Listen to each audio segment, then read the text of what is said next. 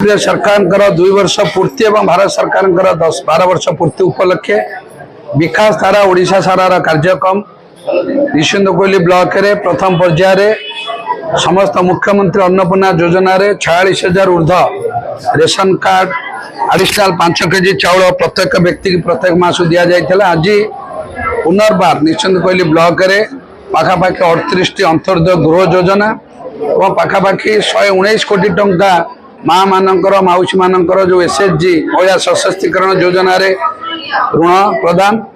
एवं आउरी वय बंधना कार्ड दिगला विभिन्न प्रकार एवं विशेषकर गाँव में छोट छोट शिशु मानकर सेवा करिवार सुजोग पाइथिबारु माने अंगनवाड़ी वर्कर मानक सरकार मागणा आज स्मार्टफोन जोगे देले एवं विभिन्न जनहितकारी कार्यक्रम को आज सरकार जनसाधारण को उद्देश्य रे जो चली केमी 100% पहुँचब आज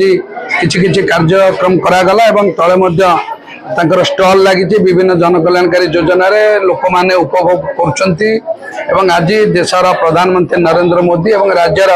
मुख्यमंत्री मोहन माझी सरकार किभली समस्ते विभिन्न वर्गर व्यक्ति सरकारी योजना वंचित न हे से ब्लॉक प्रशासन कार्यकारी जारी रखिंट और समस्त तरफ आज जो जो योजना करा जायछि समस्त व्यक्ति आदि भल उपकार पाँच समस्त माननीय मुख्यमंत्री और यशस्वी प्रधानमंत्री